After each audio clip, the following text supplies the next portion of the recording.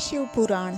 ऋषियों के प्रश्न के उत्तर में नारद ब्रह्म संवाद की अवतारणा करते हुए सूत जी का उन्हें नारद मोह का प्रसंग सुनाना।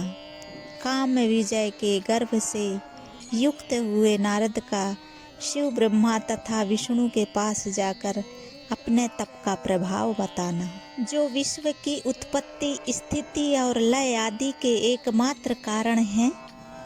गौरी गिरिजा कुमारी उमा के पति हैं, तत्वज्ञ हैं, जिनकी कीर्ति का कहीं अंत नहीं है, जो माया के आश्रय होकर भी उससे अत्यंत दूर हैं तथा जिनका स्वरूप अचैतन्य है। उन विमल बोध स्वरूप भगवान शिव को मैं प्रणाम करता हूँ। मैं स्वभाव से ही उन अनादि शांत स्वरूप एकमात्र पुरुषोत्तम शिव की वंदना करता हूँ, जो अपनी माया से इस संपूर्ण विश्व की सृष्टि करके आकाश की भांति इसके भीतर और बाहर भी स्थित हैं।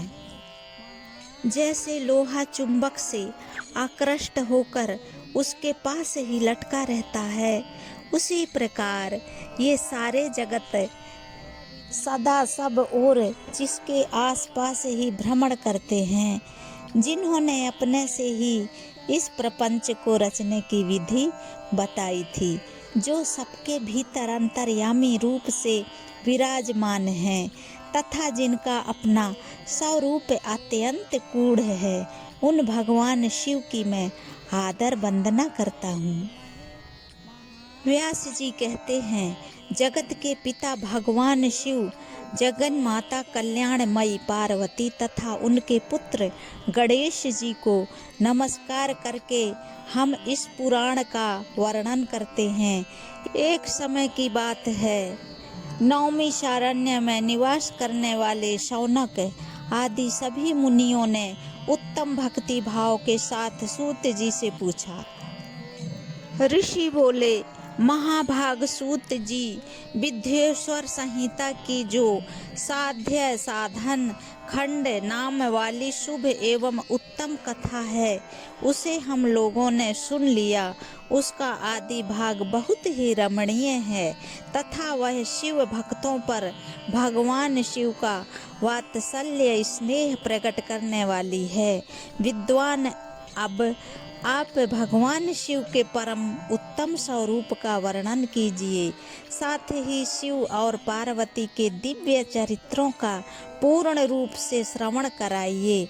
हम पूछते हैं, निर्गुण महेश्वर लोक में सगुण रूप कैसे धारण करते हैं? हम सब लोग विचार करने पर भी शिव के तत्वों को नहीं समझ पाते।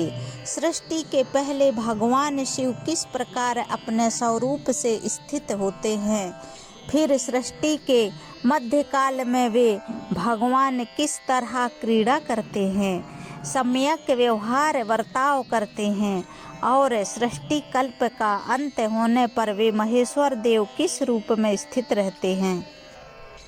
लोक कल्याणकारी शंकर जी कैसे प्रसन्न होते हैं और प्रसन्न हुए महेश्वर अपने भक्तों तथा दूसरों को कौन सा उत्तम फल प्रदान करते हैं, यह सब हमसे कहिए।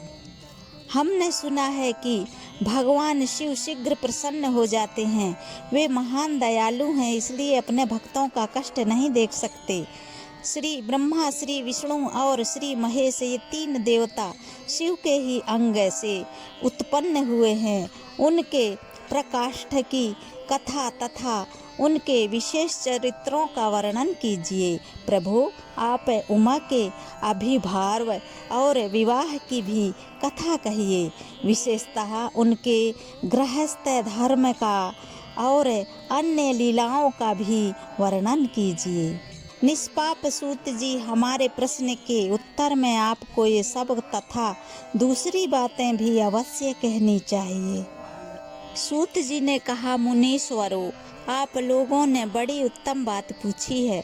भगवान सदाशिव की कथा में आप लोगों की जो आंतरिक निष्ठा हुई है, इसके लिए आप धन्यवाद के पात्र हैं। ब्राह्मणों, भगवान शंकर का गुणानुवाद सात्विक, राजस और तामस तीनों ही प्रकृति के मनुष्यों को सदा आनंद प्रदान करने वाला है। पशुओं की हिंसा करने वाले निष्ठुर कसाई के सिवा दूसरा कौन पुरुष उस गुणानुवाद को सुनने से ऊब सकता है? जिनके मन में कोई तृष्णा नहीं है, ऐसे महात्मा पुरुष भगवान शिव के उन गुणों का गान करते हैं, क्योंकि वह गुणावली संसार रूपी रोग की दवा है। मन तथा कानों को प्रिय लगने वाली और संपूर्ण मनोरथों को देने वाली है। ब्राह्मणों, आप लोगों के प्रश्न के अनुसार मैं यथा बुद्धि प्रयत्न पूर्वक शिव लीला का वर्णन करता हूँ। आप आदर पूर्वक सुने। जैसे आप लोग पूछ रहे हैं, उसी प्रकार देव ऋषि नारद जी ने शिव रूपी भगवान विष्णु से प्रेरित होकर अपने पिता से पूछा था।